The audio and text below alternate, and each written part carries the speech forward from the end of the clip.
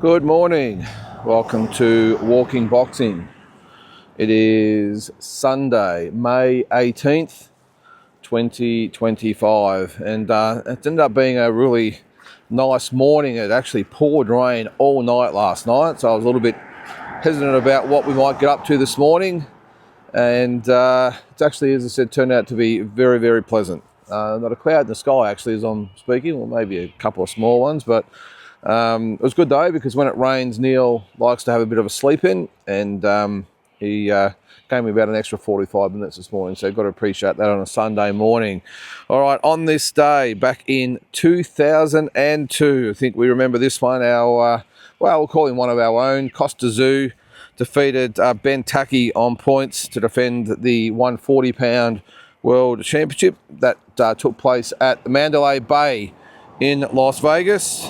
In 2013, Argentina's Lucas Matisse beat Lamont Peterson for the World 140-pound title. That was in Atlantic City, New Jersey.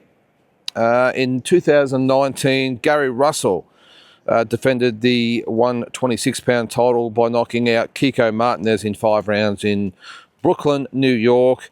And also on that night in 2019, Deontay Wilder defeated Dominic Breazeale with a first-round knockout for that WBC heavyweight title. And also there was one other thing I saw as well. In 1956, Sugar Ray Robinson beat Bobo Olsen for the 4th time to defend his world championship as well. All right, we're going to cross the road, are we, Neil? Now, one other massive event here in Australia in boxing that I missed yesterday. Now, forgive me, because when I go to Google and try and research all what happened on this day, sometimes, or most of the time, it just spits out, the big international fights. But if you're an Aussie boxing fan, this was pointed out to me quite a few times yesterday, by the way.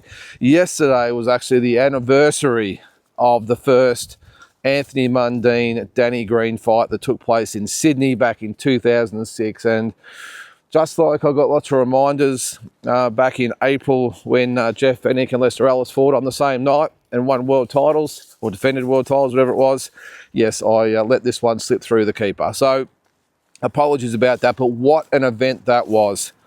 Probably, it was the biggest all-Australian fight in history, and I doubt it will ever be surpassed. And because it was, the reason it was so big, it was just a perfect storm of personalities, of culture, of types of support. It was just, everything just added up. Now, I think I've said on here before in another episode, I was a teammate of Danny's in the 1998 Commonwealth Games team in Kuala Lumpur, and Danny was put out early because of a broken hand. He won the fight but was put out with a broken hand. But I remember at the training camp they were all talking about Anthony Mundine possibly coming into boxing, and I had no idea who Anthony Mundine was. Remember, he was just a football star back then, and I knew about his dad, Tony Mundine, but I had no idea who Anthony Mundine was. And they were all joking about, Danny Green, Justin Crawford, even Richie Rolls were all talking about maybe getting the hands. Rick Timpiri was another one, all talking about getting their hands on Anthony Mundine and being the one to shut him up and kick him out of our sport. And I must admit, I just shrugged it off and didn't give it a thought, because I thought, who's this Anthony Mundine guy? I never heard of him, just some rugby player. But obviously he turned pro a couple of years later, did Anthony Mundine, and really started to make some noise, some waves. And in 2006, obviously by that time, Danny had fought for the world title against Bayer in 2003. He'd beaten Eric Lucas, had a couple of setbacks, but was going pretty well as well at 168. And Anthony Mundine was, as I said, was doing some very good things. He had his own world title fight and lost to Sven Ottke in Germany.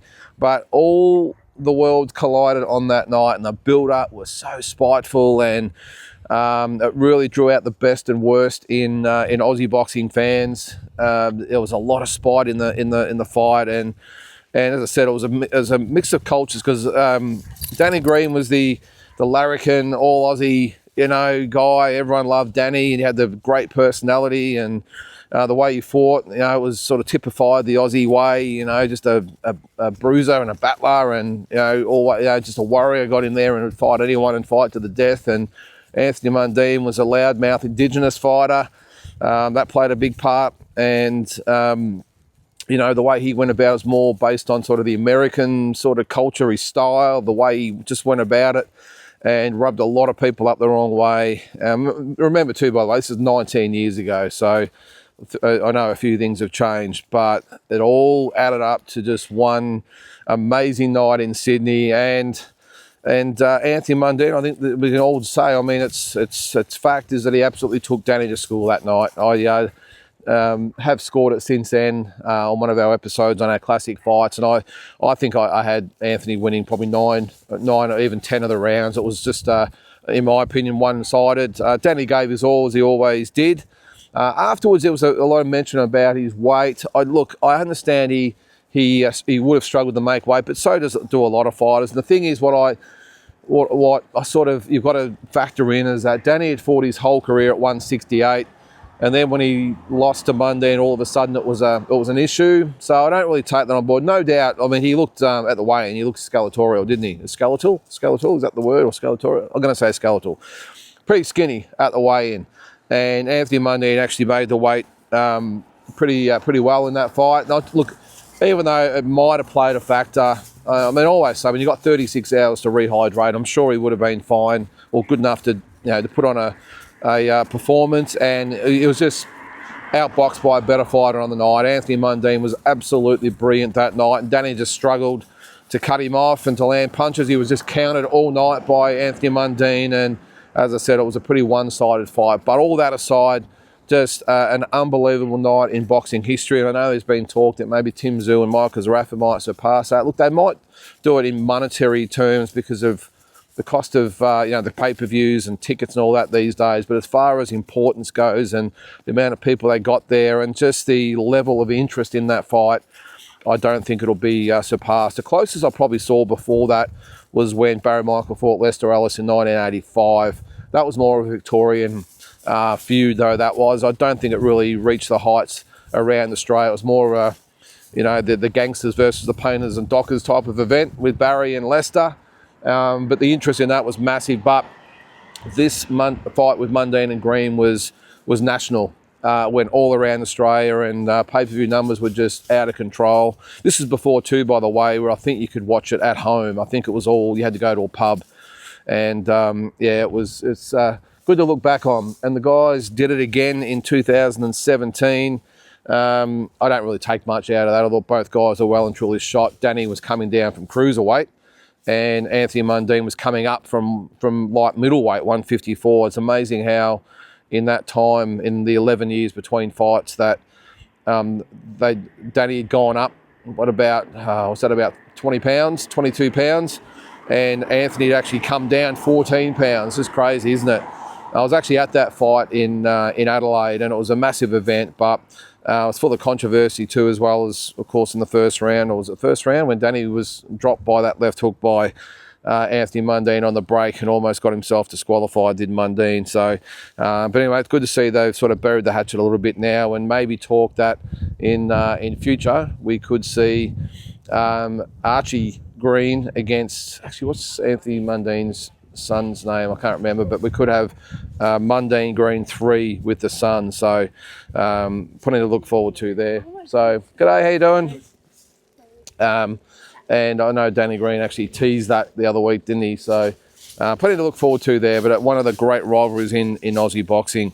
Tell you what, speaking of father-sons, I see that Manny Pacquiao's son might be fighting on his undercard in Las Vegas. Now, he's an amateur at the moment. I think he's had 10 amateur fights. There's talk that he will be on the undercard of his dad's fight with Mario Barrios. So what a novelty that would be. He's training in Los Angeles at the Wild Card under the tutelage there of, I think it's Marvin, is it Somoso his name is? A little Filipino guy, great guy. I've met him a couple of times, and he's under his tutelage. So that'll be very much a novelty, won't it? All right, a couple of things. Still on Australian boxing. Billy Dibb has been really vocal about Monir Fathi challenging Michael Zerafa. Now, Michael's apparently said he's not really interested in it, but Monir Fathi is saying, hey, let's go, don't run, let's fight, let's give everyone what they want. Be interesting to see what happens if the sort of broader boxing community here in Australia really sort of demands that fight. I mean, Michael's been pretty vocal about, well, it doesn't make much sense him fighting Tim, but everyone in Australia wants it. It's a big event, let's do it. Where on this hand, he's got Monir Fathi saying, well, okay, it might make the most sense for Michael. Not a lot of, there is a lot of risk in it for him. But if the fight fans call for it, let's do it. So, look, I understand Michael not wanting to fight Monir, not because he thinks he's a huge threat. It's more so what's at stake. Michael's 32, 31. He doesn't need Monir Fathi. I think it will be a good fight. But Michael Zerafa at this stage, I know there's not much on the horizon for Michael. I'm really interested to see what the next step is for him. Because Tim's, you would think that if he beats Fundora, well, you know, he'll just move on to the Ortizes and Xander Zayases and all these types of guys. If he loses, well, who knows? It could be curtains for Tim. I don't know. It's a long way back. And he's really only interested, in my opinion, at being at the world level. And if he can't be at world level, well, maybe he'll just give it away. I mean, he's 30 now, Tim. So it's not like he's, you know, a spring chicken here. So Michael hasn't got a lot of options. As I said, I'm really intrigued to see what they've got in store for him. If it's not the Nikita fight, which I doubt it will be, Nikita's not back till August. Who knows? But, you know, he's obviously signed with No Limit. They would have probably sold him a blueprint of what they have in mind for him. But so far, I'm not quite sure where he goes. I mean, he got that last win over whatever he was. That was it, the German guy. So that was good just to keep him busy. But I'm just, yeah, as I said, I'm fascinated to see what No Limit actually have in store for Michael Zerafa and what big fights they could possibly get him. I actually think a world title shot is a long way away, if they're at all. In my opinion, I mean, he's not. He's ranked by the WBA. He's not going that route, of course. And the others I'm not sure he's rated by any of the others, but I'm probably thinking what he should be doing is maybe it's not even a Nikita Zoo, or definitely not a Tim Zoo. Maybe it's going for someone like a Matteo Tapia. I think I know he probably won't look at it that way because they're both on the way, and maybe Tapia won't look at it that way either, but I don't know. I just think a Michael Zerafa and Matteo Tapia does sort of make sense at this stage of their careers. Matteo Tapia on the way up. A big win over Zerafa would really propel him as far as Aussie boxing fans goes and would get him a nice ranking. I know he's probably ranked already. But for Michael, I think that's the fight for him. I think that would be a really good, maybe that is the pay-per-view option for him. Now, I know he won't agree with that because he's after the international big fights, but I'm just not sure they're there. The only one I could probably think of that would maybe give Michael a shot is Janabek, because he's been here before. Or will he want to come back the way he was treated last time? Would he want to come back, or maybe it's not even coming back at all, it's maybe fighting Michael overseas. But yeah, I don't know, the way he was treated, he might just say, not interested with dealing you guys again. With No Limit, so you can stick that where the sun don't shine. So I know his manager, Igor Klimas, he is a very hard-nosed manager, and I wouldn't be surprised if he just thumbed his nose at No Limit and said, nah, not interested in fighting your fighters ever again after that debacle last time. So, yeah, interesting times coming up for all concerned. But again, I don't think it'll be Monir Fathi against Zerafa. Billy Dibb say that he reckons he could win a world title under 15 fights. Look, I'm sure he's a talented guy, but from what I've seen so far, I'd probably beg to differ. I mean, he had a really impressive win the other night, don't get me wrong, but it was against a really faded Wade Ryan, who's looking to retire now, and looks like a good young guy. He's open to fight anyone. He's Monir Fathi, but I think he's got a long way to go. I didn't really like the lack of head movement. He can punch, but there's a few limitations there. But yeah, maybe Michael Zerafa is the answer, but as I said, I doubt it. We'll see. All right, big happy birthday to Sugar Ray Leonard, who turned 69. I think it was yesterday as well. He actually he told a quick story yesterday too that he actually sparred back in the day with Roy Jones Jr. What a fight that would have been back in the day. They both did fight at middleweight, so is it a fantasy fight? I've never even considered it, to be honest. I always saw Ray Leonard as a 147 and Roy Jones more of a 168, 175, but they did both win world titles at 160. But he told a story that he'd been out for lunch, had a few beers, and got to the gym to watch Roy Jones Jr. spar, and his sparring partner didn't turn up. So Ray stripped down and sparred Roy Jones Jr. What you would have paid to be in the gym that day, it would have been awesome. But happy birthday to Sugar Ray Leonard. Couple of other things. Andy Cruz will be on, looks like being on the Tim Tszyu Fundora undercard, Manny Pacquiao Barrios, of course, against Hironori Mashiri in an IBF lightweight eliminator. So that'll be a really good addition to the card. Canelo Crawford, looks like they're talking about it being on the UFC Fight Pass, the network, which is Dana White's network. The Netflix thing looks like it's fallen over. So wouldn't that be really odd to see Canelo Crawford on UFC Fight Pass? I don't even know what UFC Fight Pass is, by the way. I don't watch a lot of UFC, but that's their broadcasting network. And there's talk that Dana White might say, all right, well, this is our network. I'm the promoter. I'll sort of do what I want with it. And as long as they pay their way, I'm not sure how it works. I think is that you buy a membership or something with it. Is it like the UFC DAZN? I don't know, but that is what they're talking about, the Crawford-Canelo fight being on. So look, end of the day, I suppose it doesn't matter what it's on. Maybe it's a ploy to get a lot of boxing fans maybe to sign up for this UFC Fight Pass to be able to watch it. I don't know. But the fact that we've got a UFC promoter promoting the biggest sort of boxing fight for a long, long time. Well, arguably, I would say that Fury and Usyk is probably bigger than Canelo and Crawford, but each to their own. But yeah, that is the word. A couple other things. Speaking of Canelo, one last thing with Canelo. I think that was it I had there. Yeah, Canelo Alvarez. Eddie Hearn was actually interviewed over the weekend, or it is still the weekend, but over the last couple of days. Come here, man. Let's go this way.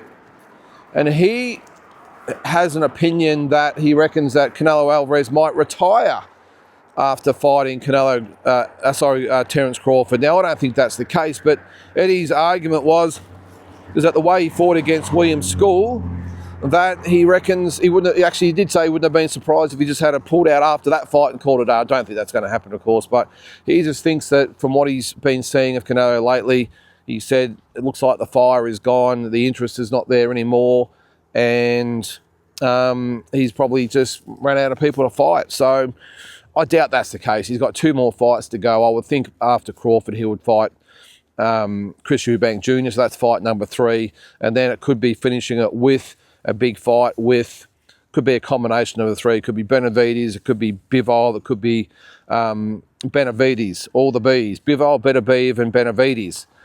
Whoever sort of wins that little mini tournament out of those 3, I think that could be his swan song. Who knows? I mean, he's 34 now, I think he is, so probably makes sense, but I think he'll see out his 4-fight contract, and then I wouldn't be surprised if that is it. He'll be 35 by then. He'd be worth close to $1 billion. Take the money, enjoy your life, and get out of this sport, I would think. He's obviously a first ballot Hall of Famer, one of the greatest of all time. By then, who knows, he could be the greatest Mexican of all time, which seems to mean more to him than just being a pound-for-pound fighter, doesn't it? But anyway, it does make a little bit of sense from Eddie, but I doubt it. I think he'll fight Crawford, then he'll fight Eubank, and then he'll fight the winner of that little 3-person mini-series between the other 3. So we will see what happens. But guys, that's going to do it for today. Hope you have a great Sunday, and we'll catch you tomorrow.